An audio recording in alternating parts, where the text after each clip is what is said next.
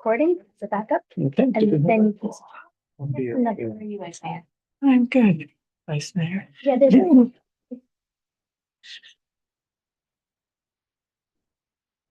No, How are you? I'm good. I know your last name. It's Greg. Greg. Greg. Yeah. Okay, great. Been a while. Oh, That was great. Yeah. we are live on YouTube. Time, huh? This We haven't is had a the- council meeting in weeks. Why was I turning the mic? Yeah, it's been nice. So break. Okay, we can start whenever you're ready. All right.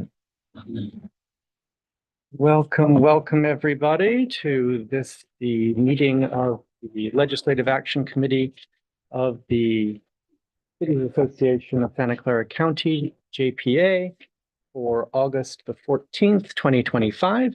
If I could have a roll call, please. Certainly. Ann Bybee, Ragwa, Katie Moore, Here. Greg Bazzo, Here. Pete Daly. Pete Daly is not here. Kavita Tanka or Rajiv Bateja. Saltos Hills is not here. Rob Moore, Fix that. Rob Moore or Matthew Hudes. Okay, Los Gatos is not here.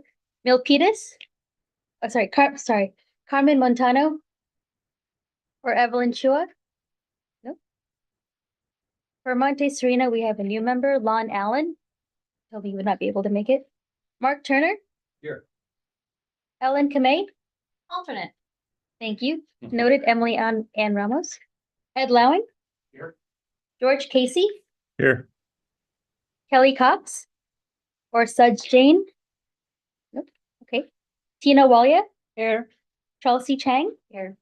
With 9 present, we have quorum. Very good. This time then I will open us for oral communications. This portion of the meeting is reserved for those people who wish to make address to the Legislative Action Committee on any matter that is not on the agenda but within the committee's jurisdiction. And do we have any members of the public wishing to make comment? And no one online. No one online. All right. Seeing none, I will close oral communications and we will move on to the first item on the agenda, which is the approval of the minutes of the Legislative Action Committee meeting of May the 8th of 2025. I'm happy to move approval of the minutes. Okay. Is there a second? I'll second. Okay. Any members of the public wishing to make comment on the consent calendar? No one online. Seeing none, then we will move on to Take roll call vote. a vote. Yes. All right. I'm going to call you by cities. Campbell. Aye. Cupertino. Aye. Gilroy. Yes. We'll skip down to Morgan Hill. Yes. Mountain View. Yes. Palo Alto. Aye. San Jose. Yes. Saratoga. Aye. Sunnyvale. Yes. Motion passes unanimously. Right. Moving on from that, then I will offer a report back to the committee because it's been a while since we last met, which was in May of 2025. The legislature has been on a recess for a bit. They return next Monday. So if you are tracking bills on your own, you should be getting a flurry of notifications about new committee settings for hearings and floor hearings and so forth. If you haven't taken the opportunity to track anything on your own, I'd be happy to show you how to do that. There's a relatively simple way to do so in the state legislature's website. Bills have to pass out of their fiscal committees, that is appropriations by and large, by August the 29th, so before the end of this month. And the last day for the legislature to pass bills for the governor's consideration is September the 12th. Significant bills that passed as part of this budget process that I think are rather notable from our watch list would include AB 609 and SB 607. These would have modified the infill exemption from the California Environmental Quality Act for specific housing development applications. They were included this year as part of the budget housing trailer bill AB 130. You've probably heard about it from your own cities or elsewhere in the press. In addition to widening the applicability of the urban infill exemption for housing development, the bill also applies that same exemption specifically to data centers. Doesn't apply to other commercial types of development, but specifically to data centers. Because these were part of the state budget, they also took immediate effect. So unlike other legislation that would, generally speaking, not take effect until the beginning of next year, these, as part of the budget, take effect immediately. AB 130 also incorporated provisions of Assemblymember Schultz's bill 306, which disallows most amendments to city reach codes. So if you were in the process of amending a reach code or considering it, you'll want to consult with members of your city staff to see what you can still do. I will tell you that Silicon Valley Clean Energy has a number of staff who are on hand and willing to help you to determine whether or not any of the exemptions in the bill would apply for you. By and large, if you already had a reach code update in process and you are able to pass it by September the 30th, it would still be allowed. You can also continue to apply reach codes to commercial property. The exemption is for housing development specifically. There are also some specific exemptions for home hardening. So if you have new reach codes that are applied for home hardening to prevent wildfire movement, et cetera, that would be something else that you can continue to look at. Also, if you already had general plan policies that would allow you to enact a reach code change, that is also permissible. Again, I'd recommend if you have interest in it, or if it's part of your city's work program to update your reach codes, that you could work at, you could reach out to Silicon Valley Clean Energy. They're very, very happy to help. There's also a lot of literature from various law firms that covers the effect of this specific legislation. And if you'd like some of those resources, I'd be happy to send them your way or make them available through Shally. Some other key bill updates. AB 650, which the board submitted a notice of support for, continues to move through the legislature. It currently sits in Senate Appropriations in the suspense file, awaiting a floor vote. The measure seems to enjoy broad support, so I would expect it to pass. SB 457, which this body considered, failed in committee, but was granted rehearing and is now a 2-year bill. In speaking with Senator Becker's office, the bill's future is uncertain, and he does expect to, if he decides to move it forward, amend it very significantly. SB 79, which was considered in this body in May, is in the Assembly Appropriations Committee. The body took no position on the bill at that time. Since then, the bill has taken several amendments, reducing its scope and imposing various affordability requirements. Provided the measure makes its way off of the Assembly floor, it would require a concurrent vote from the Senate before heading to the governor, so it has a lot of process still left to go. SB 753, which we also considered, this was Senator Cortese's abandoned shopping cart bill, is awaiting a floor vote in the Assembly. This body did not previously take action on it. And as you'll note, we have several other bills that are on our watch list. And we'll circulate information on that after this week is over and all of the committee hearing dates have been assigned. Are there any questions that anyone has on all of that? Good. Okay, all right. And since this is technically agendized, I'll open it up for public comment. If there's anyone who has a question from the public or a comment to make. No one online, Chess. Seeing none, we will close this item and move on to consideration of bills. I'm going to take these in the order in which they're presented, mostly because the very last bill that is on here, AB 66, appears to be a 2-year bill because it does not look like it got out of its last policy committee in a timely fashion. Without a suspension of the Assembly rules. So pending that and any other feedback from the author, whose office has not responded to me, I would propose that we take that last, because to your bill, we can consider at some other date and time. The first of these that I'd like us to take a look at is AB 736. This is by Assemblymember Buffy Wicks. It's the Affordable Housing Bond Act of 2026. The bill would place a $10 billion statewide housing bond on the March 2nd, 2026 primary to fund the production of affordable and supportive housing. The bill makes specific allocations for certain funds for particularized housing programs as described in the Assembly floor analysis. I've provided that to you separately. It's rather long, which is why I've not reproduced it all here.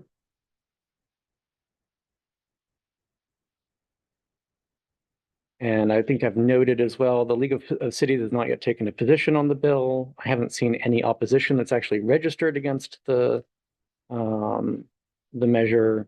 It's currently in Senate Policy Committee process, and it passed the Assembly floor by a very wide margin, 65-11, with an urgency clause attached, meaning that it would take immediate effect, but that's for the purpose of being able to set it to a vote in March. Through the chair. So AB 736, it is supported by Cal Cities, the League of California Cities. I found a support letter from If you back. found one, great. I did not see that. Yeah, so they say, League of California Cities is pleased to support AB 736, which would place a $10 billion bond measure on the November 2026 ballot. Right. To spur the production of affordable and supportive housing. With that being said, they have a pretty good base letter already started. Any other comments?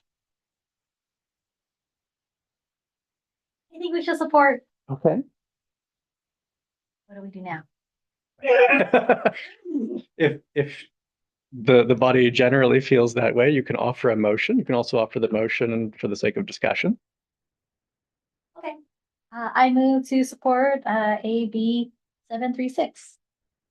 Is there? Comment. Yes. I understand the intent here. My only question here is, we are going into more debt as a state without identifying really any source of revenues. And people are hurting all over with the inflation everywhere. The county has a sales tax that's going to be on the ballot. Just raising that, I would like to hear my colleagues here. Well, I'm with you. Cities are going to be, we're one that's looking at a tax initiative for revenue for our city. I think there's going to be at some point, and I think these guys, maybe trying to get it in earlier than what we're going to see in 2026 is a burden to us. I'm not going to support this. Yeah, same. This is not a term that I made up, but you keep hearing in the news about tax fatigue and voter fatigue when it comes to taxes. And same thing, City of Gilroy has some ambitions, and we're not looking for any competition.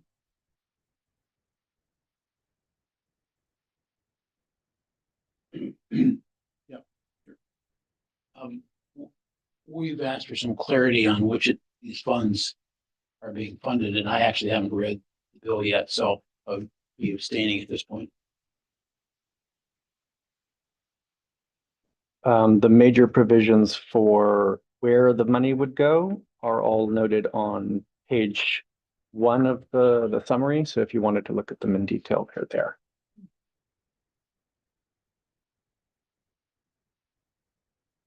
Anyone else?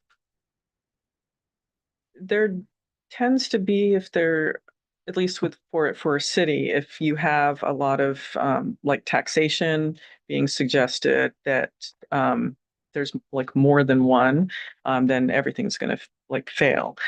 So I'm kind of wondering, because we're also at Cupertino going to be looking at again some potential taxes next year, and you have the support of Senator Wiener's, I guess it's SB 63 from Transportation. VTA. Yeah. So you'll have that. And then this bond. County's coming in at, I think, this November. Is that right? Yeah. So Yeah. Yeah. Keep in mind, this is May of next year. So this is the primary. May or March? Is it March. Yeah. The bill says June. Pardon? The bill says June. Because it's not a presidential cycle, so it'd be a It's a- June primary. Yeah, it says March 2nd. So is that, may I ask, a strategy to have, we potentially have something on November? Is that correct? VTA, that SB 63 will be November of 2025 is what they're shooting for. 26, yeah. No, No, Will it be this year? This year, they're shooting for it, right? Yes. The SB 63. Yeah, but I think that the reason there has more to do with the general urgency of the needed funding as opposed to Right. a particular strategy with regard to tax fatigue. Right. So that's November of this year. Okay, Uh, and then March for this. March or June, whatever it is, it'll be before November of 2026. But so that's the county is also doing something This November. this, yeah. Mhm. Is it this November? I Yeah, believe it so. is. County's this November, Yep. SB 63 is, yeah, so then I think again, what happens is, in my mind, whether it's a strategy or not, in the minds of voters, by the time they get to November 2026, when local municipalities need support, they're like, hey, we're done. So that's my concern. I think we're overtaxing. And cities, we need help. And we're one of in Morgan Hill, we receive the least amount of tax per capita than any city in Santa Clara County. So, yeah, we're looking at it. So I don't want the competition. I get the reason why this is all necessary, but yeah, so I won't be supporting AB 736. And I would like to point out that Campbell approved a sales tax increase in November with 72% of the voters approving it. Wow. And it's now in litigation. We've been sued. So I would caution that the Taxpayers Association is out there, watching all of these measures that are being brought forth. So there's that challenge, as well as the overtaxing, with the county measure that's going to be on in November. That's 5/8, right? That's, Yeah. 5/8%. Yeah. So The county will give an update on that during the board meeting. During the county update, they're going to talk about the tax Okay, measure, if you have questions. right. Yeah. Any other thoughts? I was generally in support of it because I know that our city needs those funds too. We traditionally have done a really good job in leveraging the funds that are given by the state in order to build the affordable housing we need. And there is a constant need. And when we don't build that affordable housing, then we essentially pay for it in other ways, like in our homelessness population, which actually is a huge drain on our resources. So in the end, being more proactive about it, it saves our cities more money. We're doing really well with our affordable housing. We're hitting all of our we've hit our targets and we're hitting them again in this RENA cycle. So, and again, we certainly take advantage of anything that the state's offering as far as funding. So I get that. Yeah, I get it. It's a tough one, but we're doing a lot of affordable housing. And I see the need for more, but if we can't provide infrastructure, police officers, fire, those sorts of support mechanisms for the additional housing, additional residents, and all the things that we're dealing with, I don't know what good it's doing us. So we can house them, we can house people. We're facing, all of us, I think, are facing more challenges with crime and other things. So for me, I've got other things on my mind that I'd like to see happen. And so, that's where I'm coming from. I would need a little more information about how the money would be distributed afterwards. So it seems almost like Yeah. if we were to do a straw poll, that it seems like we don't have strong support for this. Yeah. it seems like So would that then be that the recommendation to the board would be a watch position? that could be one of our positions, right? I mean, That is certainly the case. We could also bring it back as this continues to develop, right? Because this additional flesh that's in here yeah. is relatively new. And I would expect it to continue to see some change. So, if you would like to take a watch position, someone can make that motion. What do we do about the motion that's on the floor? Well, I don't know There that was we no have had any second. seconds, so Make a substitute motion, I believe. no, because there's no motion. There's no motion? Yeah, because there was no second, so. Oh, I'm sorry. I thought you seconded. My apologies. No, Okay. I did Yeah, not. you were, yeah, I made a exactly. comment. Okay, got it. Die without a second. I move that we take a watch position, and when this item returns to this, the committee, that we have some more an analysis from, the various committees that are looking at it, the state legislature. We can have some of their documents, who's supporting it, who's opposing it, and a little bit of information about how they would be distributing the funds. Is that beyond what's already in the assembly analysis? Because that's what's here. Or would you like I'd like to a just speaker let to it come wait. present on it? Pardon, I'm just, just wait a little bit longer and see if there's some more Additional information, development. anything like that. I think that's their direction. Is there a second for that? I'll second it. All right.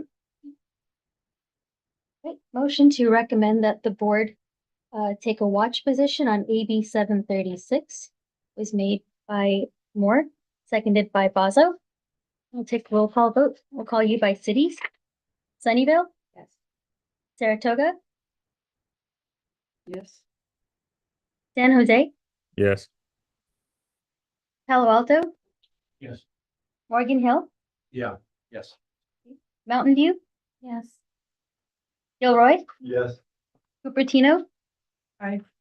Campbell. Yes. Motion passes unanimously. That we will move on to SB 326 by our Senator Becker, the California Wildfire Mitigation Strategic Planning Act. This bill would require CAL FIRE to prepare a wildfire risk mitigation planning framework, along with a pair of other companion items, a wildfire risk baseline and forecast, and a wildfire mitigation scenarios report to better evaluate and mitigate against wildfire risk, with a focus on defensible space, particularly by guiding the application of what is happening separately, the development of ember-resistant zone regulation. League of Cities supports the bill. I have not found any known opposition, and it currently sits in Assembly Appropriations, so it would be awaiting a floor vote in the Assembly. It last passed the Assembly Natural Resources and Water Committee 14-0 and the Senate 39-0. It is unusual that you get that level of support for the bill. The proposed position here is that we would support it. I'm happy to make a motion for the sake of discussion. It certainly aligns with my city's priorities. We are in spite of the updated CAL FIRE, very high fire hazard zone maps in my city, the concern exists as it was amongst the residents, and I personally do feel for as much of the area, which is about half the area, which is currently still under wildland urban interface. So we want defensible space, we want more data. I am in support of it. I'll second. Any other discussion?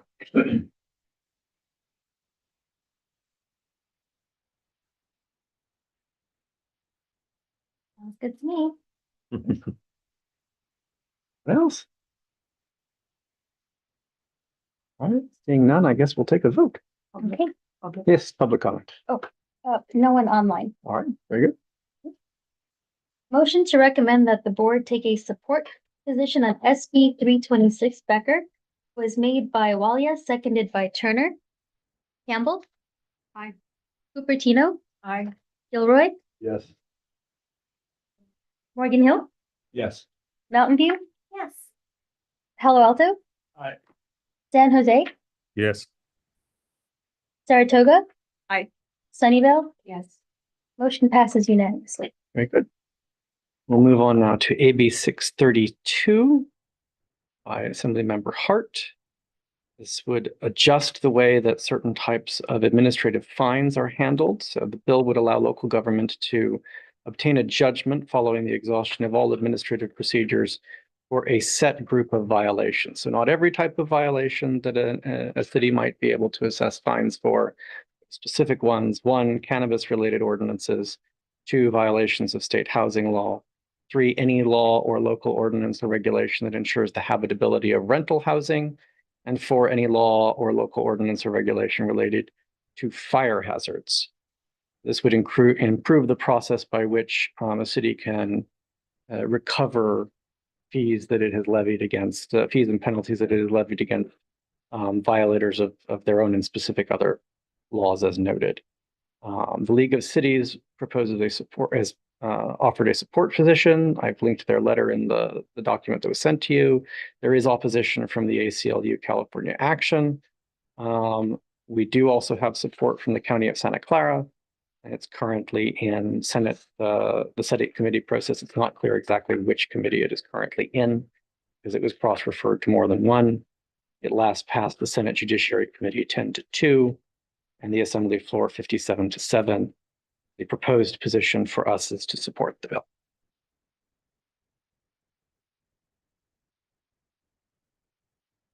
Open it for discussion. I can support it. Okay. I'll move to support position on this.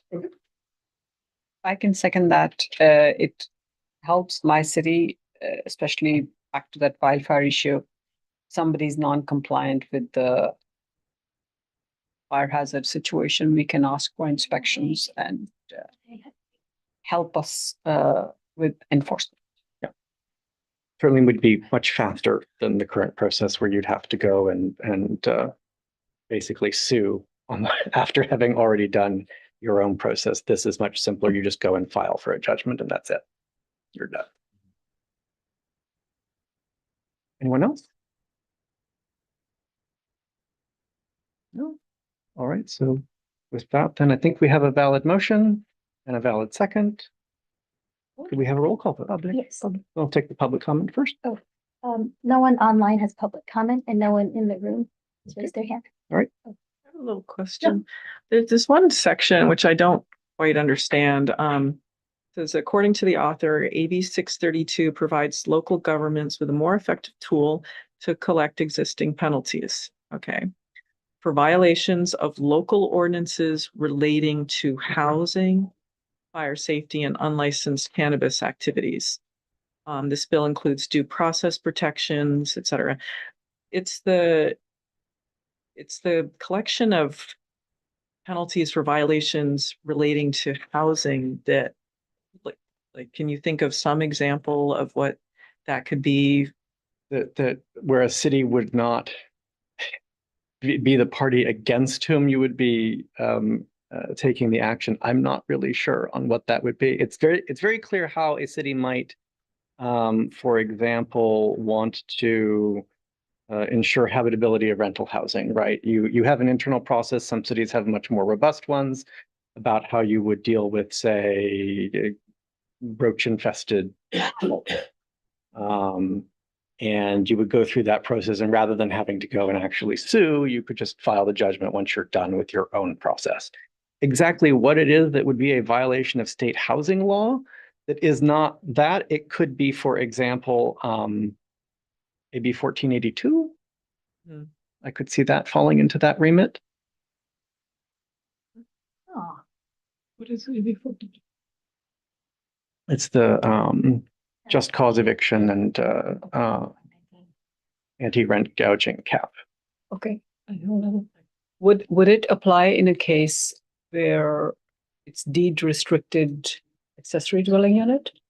You might be able, I could see a case where you could do that. However, I don't know that that's a violation of housing law. That's a contract, right?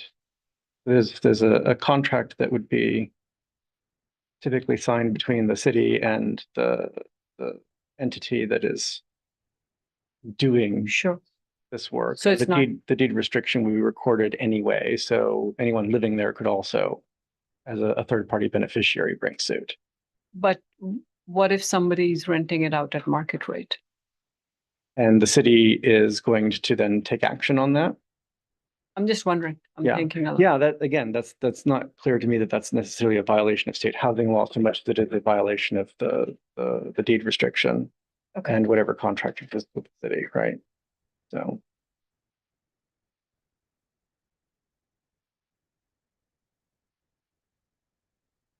Any other questions?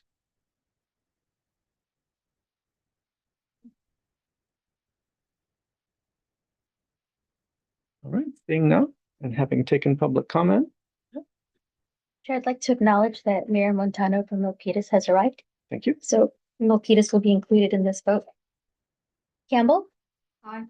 Cupertino, Aye. Gilroy, Yes. Milpitas, Aye. Morgan Hill, Yes. Mountain View, Yes. Palo Alto, Aye. San Jose, Yes. Saratoga, Yes. Sunnyvale. Yes. Thank you. Motion passes unanimously. All right. We'll move on now to AB 906 by Assemblymember Gonzalez. This would amend part of the state's housing element law with respect to affirmatively furthering fair housing. It would do so to allow cities to, in the course of selecting housing element sites, remove certain analysis that they're currently required to do. It also codify a lot of existing HCD guidance on how to select sites as part of the affirmatively furthering fair housing standards. It would also clarify how cities can count ADUs toward that standard. And it would also require, and this is probably the strangest thing in the bill, and is the reason that I brought it here, is that it would require cities to identify additional sites to affirmatively further fair housing even after housing element certification, which,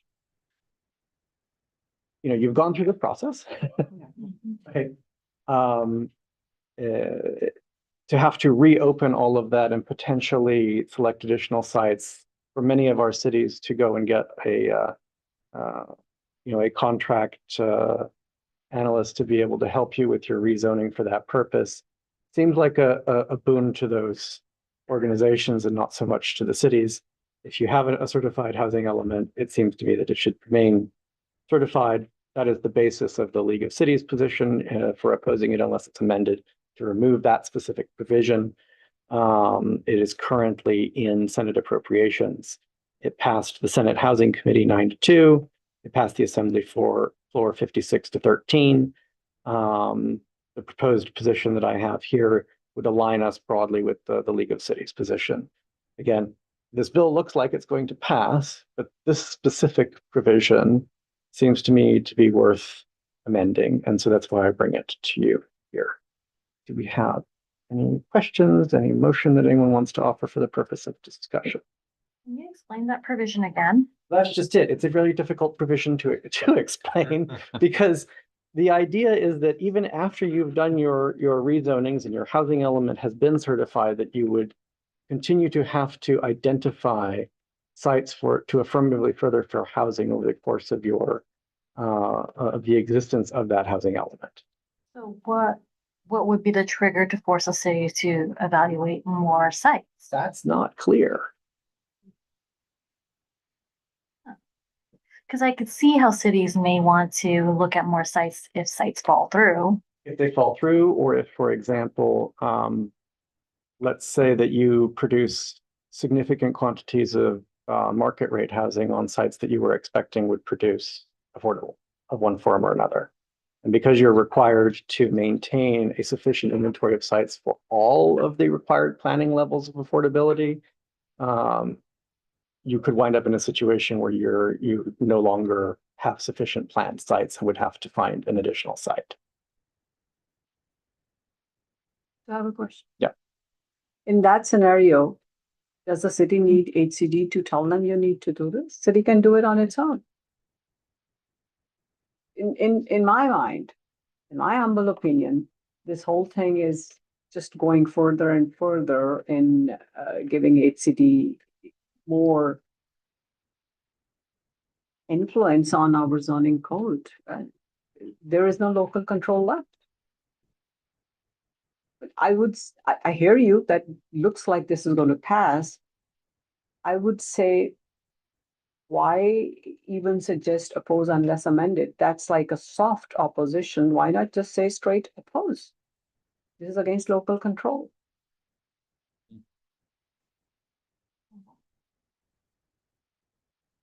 I support that.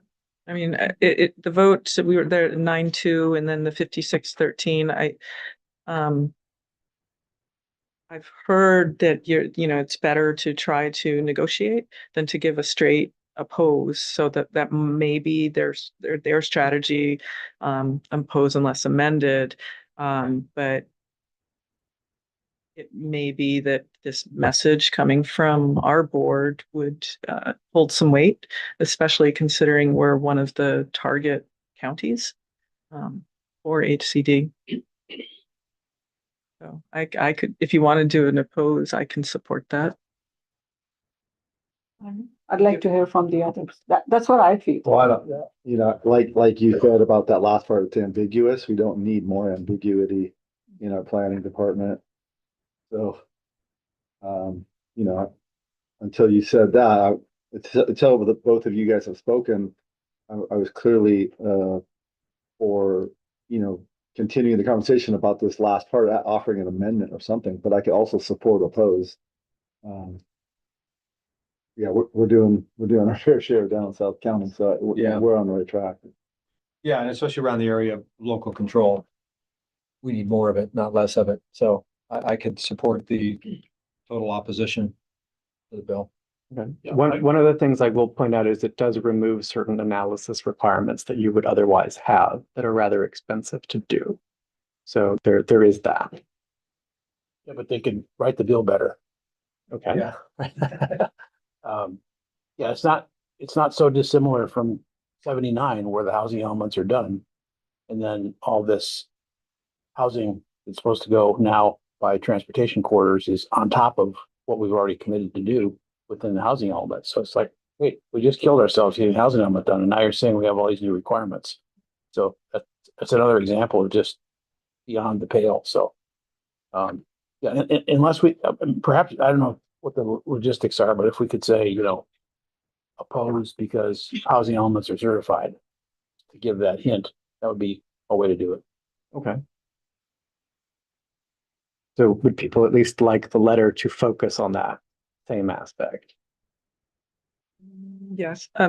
Also, I think this is the same letter that you linked. There's this odd paragraph where League of California says to Chair Wahab, your measure adds language to housing element law that allows the Department of Housing and Community Development to certify a housing element when the inventory of sites accommodates a local jurisdiction's RENA, even though those sites are not distributed throughout the community in a manner that affirmatively furthers fair housing.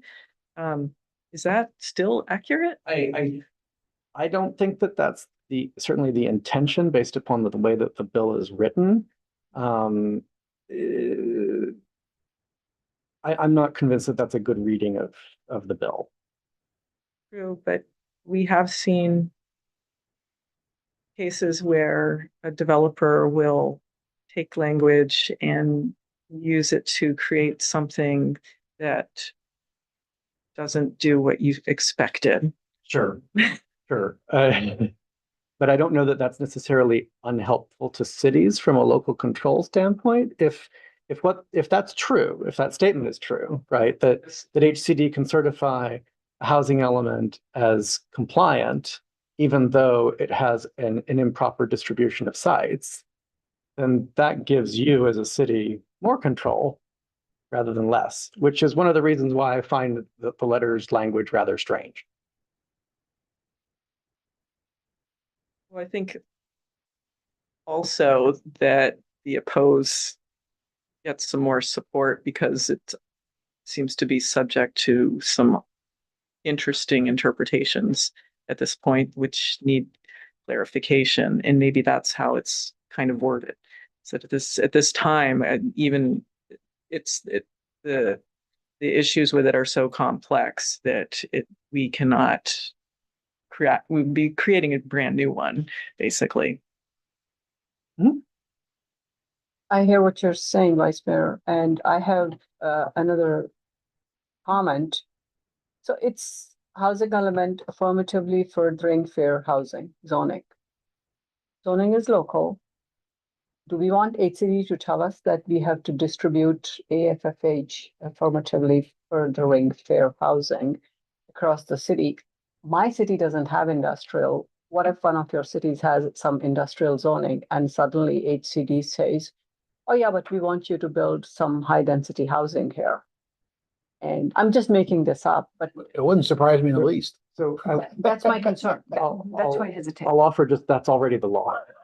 HCD is already engaged in interpretation of affirmatively furthering fair housing standards that includes that requirement that you distribute the housing sites in a manner that affirmatively furthers fair housing. So it's not just that you have enough of it, it's also where it is.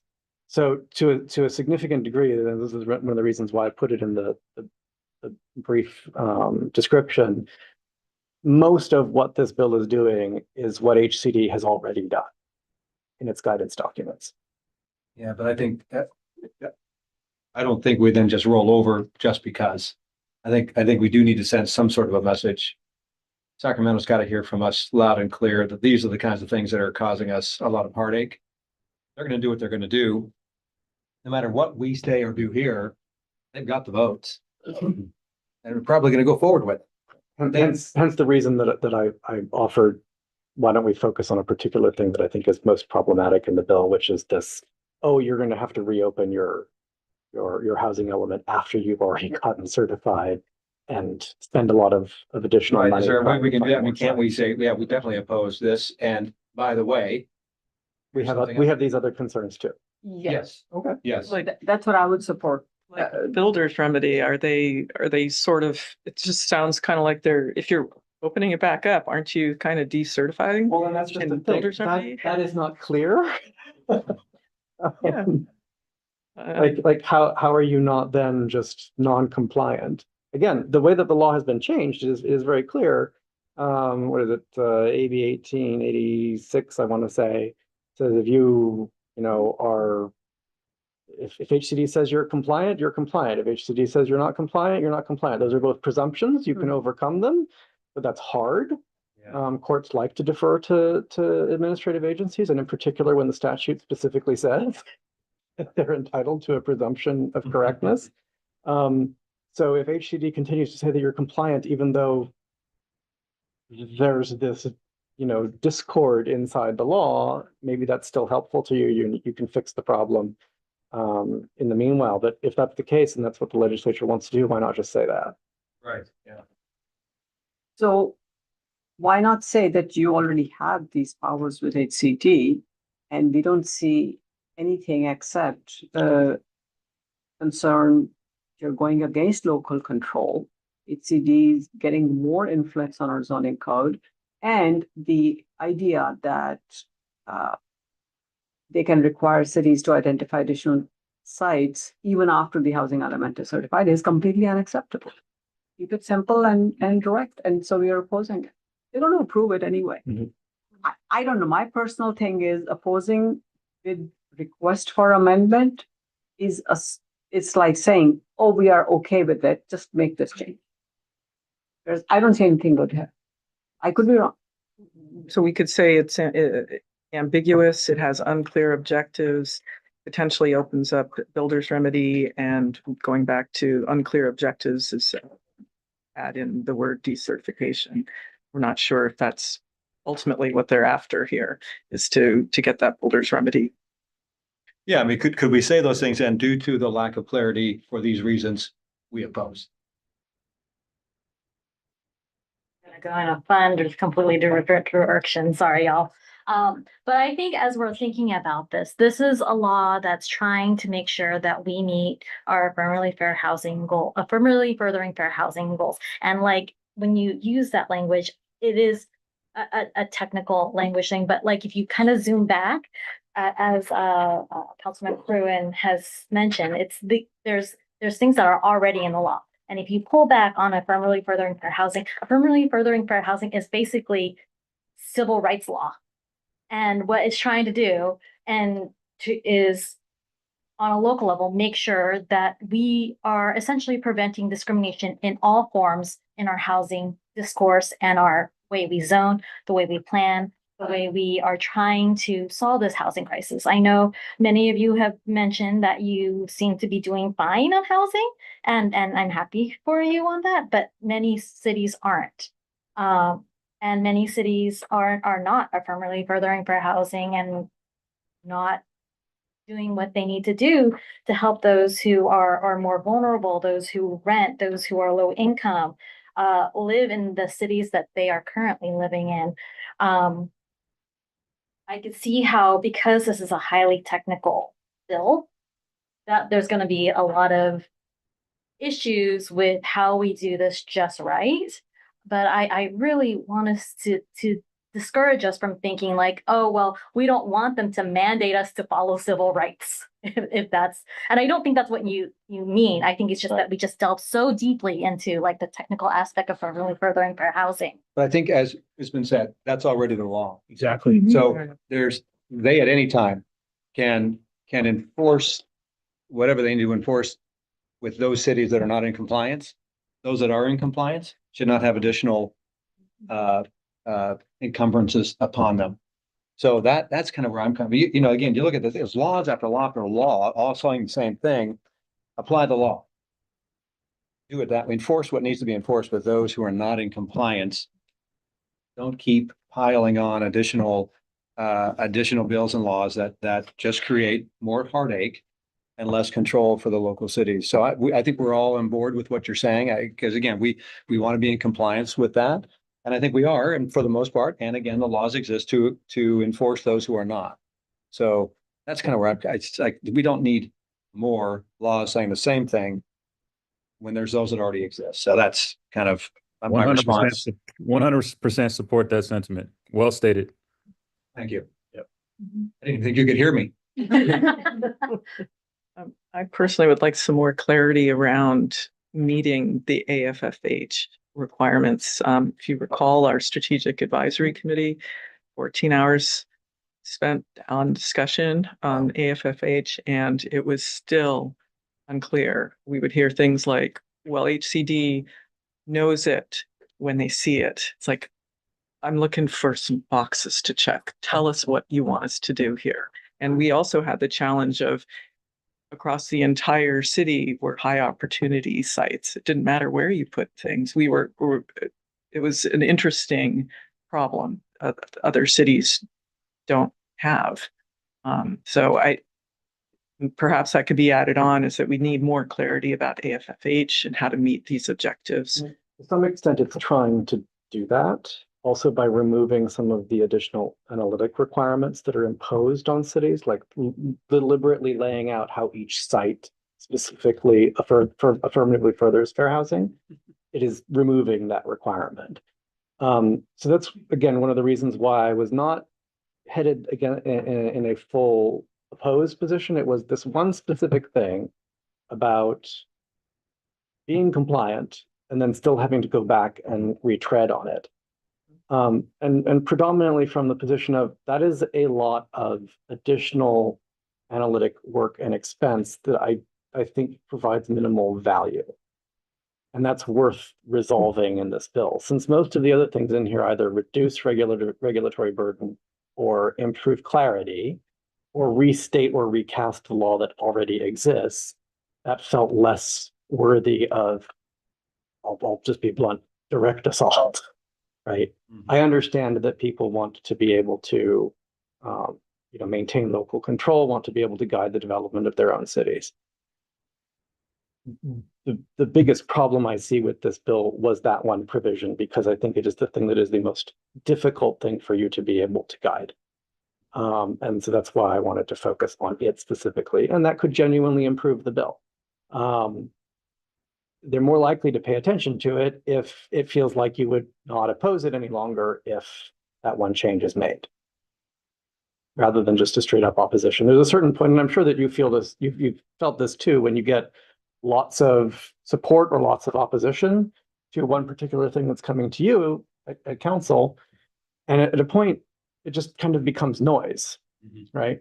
But if somebody writes you something very specific and offers, again, something very specific that can help, even if they sound upset still, that feels a lot more compelling. And it's something that I'd be much more likely to pay attention to than just the 27th opposition or 27th support letter that all say the same thing. It's a fair point.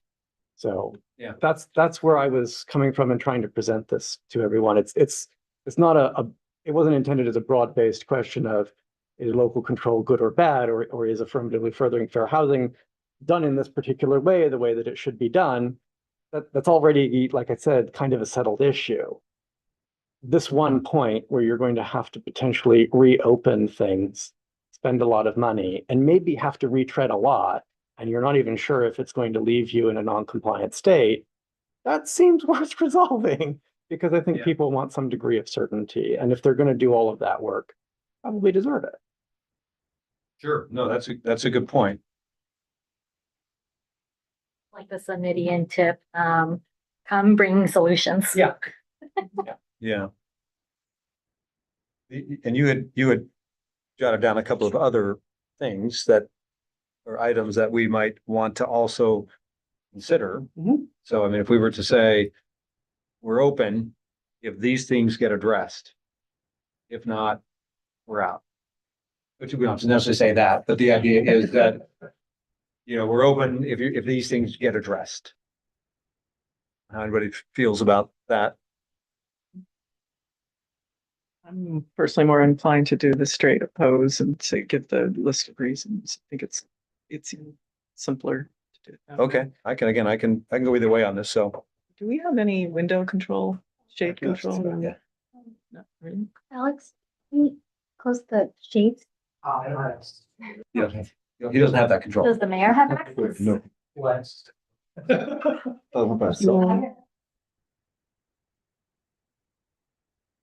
This is a gold standard building, those should automatically close.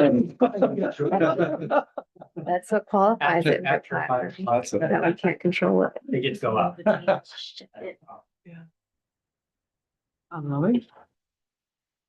Take a motion. If somebody wants to make a motion for something, just so that I can We did do keep this discussion. No, I didn't do the motion. Go ahead. Oh, okay. I move that we take an opposed position due to the reasons which we had already outlined, but just simplify that there's ambiguity in the bill with unclear objectives, and there's a concern about the revisit of the sites and whether or not that would potentially open up the builder's remedy and decertification. Of the issues. housing element, is that? Mhm. Yeah. Yeah, the housing element. So I'll second that. that's the motion. Okay, and there's a second. Is there any further discussion? Anyone wants to amend the language, change anything, add, I'm open to I think that. the board can take it from there and amend the language as their preference. My only suggestion would be language wise, rather than using the word decertification, putting it more positively that for them to even after the housing element has been certified, for them to ask to identify. I accept that. Yeah, as do I, yes. Just to clarify, it's the oppose, not oppose unless amended. It's oppose. For those reasons. Again, so oppose outright, even with an amendment. No, yeah, we're Yeah. not, yeah, we're We're just not giving them offering the strong oppose. So- They have the from Cal Cities, they have the oppose unless amended. We're sending a stronger message. So I guess the question for me would be, can we live with that if it gets passed?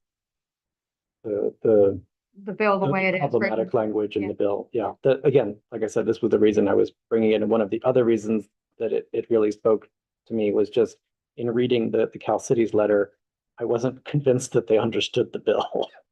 So I'm not sure that what they're offering is going to be taken as seriously as perhaps it should, given the heft that organization carries.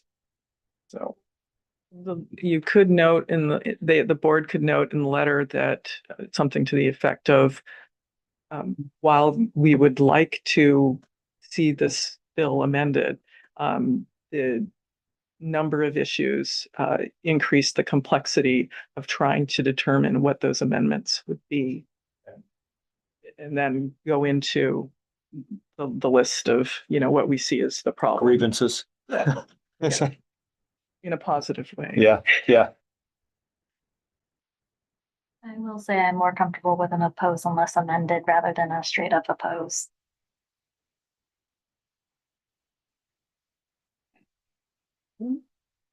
Unless somebody wants to offer a substitute motion, I will let us proceed to a vote then. And I will get the language when I listen to the recording again. But the motion is, Oh, I need to stop myself. I didn't Oh. take public comment. oh, sorry, So is there any public comment? no one online and no one in the room has raised their hand. Okay, So the motion is to recommend that the board take an opposed position on AB 906 due to its ambiguity, revisitation of AFFH sites, potentially opening up builder's remedy, decertification, I will get the right language for that, and its unclear objectives, was made by Vice Mayor Moore, seconded by Mayor Turner. I'll take a roll call vote. Campbell? No. Cupertino? Aye. Gilroy? Yes. Milpitas? Aye. Morgan Hill? Yes. Mountain View? No. Palo Alto? Aye. San Jose? Yes. Saratoga? Thank you. Sunnyvale? No. That's good. With 7 ayes and 3 nays, the motion passes. okay. All right, we have enough time. If people would like to entertain AB 66, we can. I will move on to that measure now. Now it's too dark. I think we also got more visible. So, Oh, we can see him. Like it soon too. all right. So AB 66 is fairly straightforward. It is a specific CEQA exemption for fire safety egress route projects. The bill would provide a limited period exemption that would expire on the 1st of January of 2023 from the California Environmental Quality Act for fire safety egress routes in subdivisions that have been reviewed by the Board of Forestry and Fire Protection, where the board recommends the creation of a secondary access to the subdivision. The League of Cities recommends a support position and has taken one. I have not found any opposition that has been of any note. It is presently in the Senate Committee on Natural Resources and Water. The last vote was in the Senate Committee on Environmental Quality, where it passed 7-1. And I'm sorry, 7-0-1. And then it passed the Senate Assembly floor 58-1-20. Our proposed position is support. And like I said, this is at present a 2-year bill because it did not make its way out of its last policy committee in a timely fashion. I have a question, clarifying question. Does this apply only to projects that are implemented by the city? I'm not sure what you mean by implemented by the city. Projects that the city does, or can the city put this requirement on other projects without requiring CEQA? So the piece here that's important is that the fire safety egress route is for a subdivision that has been reviewed by the Board of Forestry and Fire Protection, and that board is recommending the creation of a secondary access route. So it's not a condition you can impose specifically. Okay, in that case, in the interest of time, I would say, why not support it? I like CEQA. The state has taken away CEQA in so many places where they shouldn't have. But in this case, if the Board of Forestry is recommending creation of a secondary access to a subdivision, that's only going to help with evacuation routes in case of wildfires. So I don't see any opposition. I would say let's support it. I have a question. So is this, can this impact, I'm gonna assume, existing subdivisions? That is a good question. That's not clear. Again, like I said, the issue here is that the Board of Forestry and Fire Protection has reviewed the egress route from a particular subdivision and is recommending a secondary access route. Okay, so let's say you had, you have a subdivision, it's existing, it has a fire access route that's gated currently. This legislation says it needs to be open all the time. And it could be that that fire access route goes into another city, which has a kind of a low density, single family residential neighborhood. And if it has to be open all the time, does that mean that that fire access gate, because someone at some point identified that they needed to have another egress point, but they allowed it to be closed all the time. This legislation says it's going to be open, and now you're going to have the potential of cut through traffic, getting into this neighborhood, which has a feature that nice park people like to get to, that you if they have to have it open all the time, then that's a new route. I was also thinking about, you have communities where people might have camps, a whole like subdivision of family camps out in the woods somewhere, and there might be a little town that's on the other side of them, but they're kind of a dead end area. And so now, if it's identified that they need to have a route out, and a secondary route, it could be again that you're creating a cut through their community. Maybe it gets closer to get to some highway or something if you go through this route, where before, it's like, I'm from a rural state, before you had to go all around to get to the highway. Now you've got this straight cut through, and this friendly camp neighborhood that's been out in the woods for years is now becoming a busy route that they were not expecting. So I'm kind of wondering, with this has to be open all the time requirement, what sort of, be careful what you wish for, unintended consequences might we be creating? Sure. I think that the operative thing here is that there is no mandate that you create access. All that the bill is doing is exempting particular set of secondary access from CEQA. So you're not doing the additional environmental impact analysis. So it does require a public hearing, and it has to be consistent with the general plan, right? I mean, I hear you. It's a great point to think about. But going through the public hearing process, wouldn't those issues be thrashed out? It's not a mandate, as Chair Owen said. How do you, if you have, if the lead agency says, I believe that's how it's written, if the lead agency says that they need to have a second exit, how would you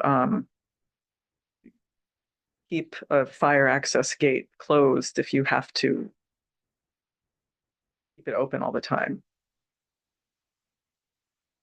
How would that be relevant, though, to whether or not you would perform CEQA analysis?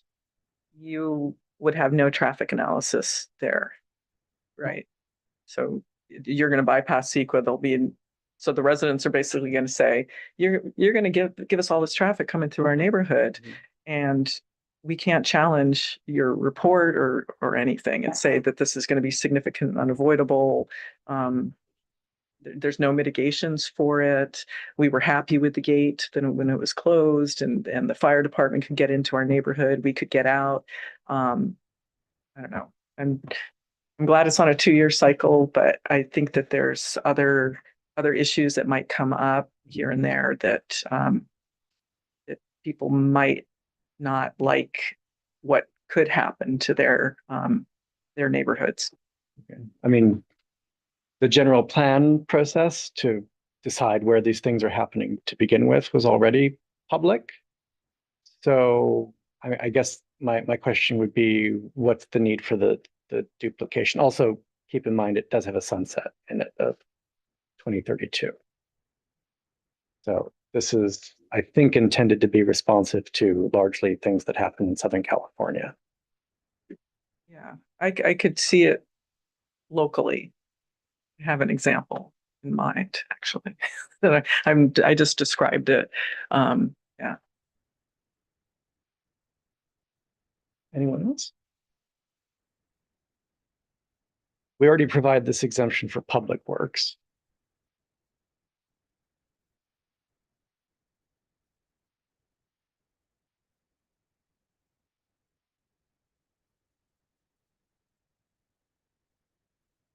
So at this point, we're not really taking a position on this. We can, if you want, it's agendized for the discussion. Is there a motion? No, not yet. If someone would like to make one, you can. I have a question.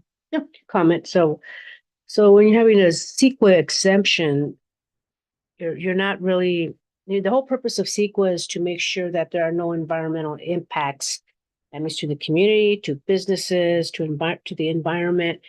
And so this is an exemption, and I really feel that we should have CEQA because you never know. Just as Kitty had mentioned, unintended consequences. You might have places where you might have dirt bikes going in there, and strangers going into someone's home or business.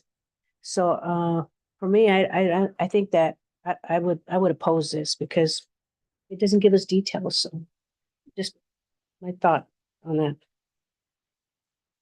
I'd like to make a quick point. Just, I'm not arguing for either way, both sides, and I understand your interest in CEQA. But let's not forget that all these fires that we've had and all of this devastation that we've had and all these people who have passed away has a lot to do with no escape routes. That's why this is here. So I'm just asking us to remember that we might be on the cusp of debating CEQA versus life. There's every decision that we make is always a balancing act in policy, right? So. Any other thoughts? I like the idea of if there's a board that says you need a secondary exit route, that that happens. The thing is that it sounds very like it could be anything, and it would bypass CEQA. So that's the concern there, is that we don't have examples of what this could look like, and that it needs to be open all the time. In some subdivisions, I don't know that that's truly a necessity. The road, you can have the road built, you have the fire gate. You see this in condominium projects all over the place, but it doesn't have to remain open and have that cut through traffic. Is kind of the thing that I would want to see, protected. And there's reasons why they want to have those in different neighborhoods. So I'd personally like a watch position on it until they could share more about what, if it's purely going to be used in a beneficial way, that's one thing. But if it's also going to be so that a developer can now, get this access through that they've been wanting for decades, and now they've got the perfect reason when the road could actually go some other direction and not cause these issues. Yeah, so I would move that we take a watch position. I don't want to talk a lot because I feel like I have been, but my city does not have the fire prone areas that some of your other cities do. Like we hear about fires and we're like, it's gonna get Los Altos hills and then Los Altos before it gets to us, usually, just because of the way the fires are and the way the rules more toward the urban. But I am inclined to be concerned. I know that there are ways that you can make fire egress that are not that are essentially properly removable. I remember I was really young and there was a fire, not in my house obviously, but it was I was living in a cul-de-sac at that point, and the cul-de-sac actually had a fire egress. And in order to exit out, the firefighters were there, and they twisted these poles out of the way, and then my family and I could escape. So I think there's ways that you can actually do that. So I don't think when they're trying to make that CEQA exemption for a safety fire egress route, it may not be like a permanent road that will cause traffic or jams or anything like that. It is possible, but I'm also kind of similar in mind of what Mayor Bozo was talking about. These things are to save lives. And I say that knowing that like we don't really have that kind of issue in Mountain View of being like trapped one way out. I think about like Los Gatos. Like that's something that they've been thinking about like a lot. I remember sitting through a meeting. There was something else that I was caring about, but I had to sit through that portion of the meeting where they were just really worried about like the fire egress outs. And so I'd rather not put barriers to having those fire egress created. So I'm more inclined to support the bill. Any other thoughts? I just want to ask, is your concern because I'm trying to scan through here and see, is there language in here that says these Has to stay fully open. has to stay fully open? Again, it would be, like I said, one that has essentially received not just the blessing, but a recommendation from the Board of Forestry and Fire Prevention. So it's not like it's just any old fire egress space. Yeah. No, again, I break a little bit too on this, that, you know, there could be, and even in here, it talks about, you know, there could be unintended consequences, to your point. I think the unintended consequences of lives at risk is for me more concerning. And it is, yeah, you're right. I mean, because you've got traffic now coming through and causing problems. How do you address that? And could you address that if it were to occur? But yeah, these fires that break out and people get trapped is concerning. I can live with a watch. I just want to oppose it, but I could live with a watch if that's what we want to do. Two suggestions. One is watch. The other is support with request a change in language. The way I understand from Chair Fruin is this is not a mandate on the city. So they don't have to do this, but maybe we could request, hey, tweak the language here. We support this, but this would be helpful to not require something, whatever your concerns. But doesn't that create the larger concern that if the deal is those don't remain open, how do they get open in the event of an evacuation? And now people are trapped. Well, the question there is, isn't the city already kind of identifying a need when it requires a fire access gate be placed? Couldn't you construe this to be saying that those fire access gates should go away? Yeah. Because the city says you need they're de facto saying you need this route, you need this to have that fire gate. And then this law is saying it should be open all the time if you're going to have this route. So the neighborhood I'm thinking about has access to a large park on one side, and then it has a fire gate that's closed, and it has a road into another city. And I kind of feel like this could be construed as that gate needs to be opened. And that now provides great access from that city through this neighborhood to this popular park. Yeah. And yeah. And One-way street? No, two-way. No, make it a one. Oh. Yeah. Yeah. Open, you can't come in. It's It only a lead. bike path. That's how it's used currently. It's how you can access through there, but it would allow cars to go through that. So the other thing is getting clarification. All right, if we were saying watch, it's going to come back. This would come back to us next month. So the thing about this is that it's obviously not urgent because it's a 2-year build anyway. Okay. So given that that's the case, what I would suggest is that perhaps someone could make a motion to take a watch position, and that we work to find answers to the various questions that Vice Mayor Moore and perhaps others might have. And I'd be happy to collect those questions and consult with the author.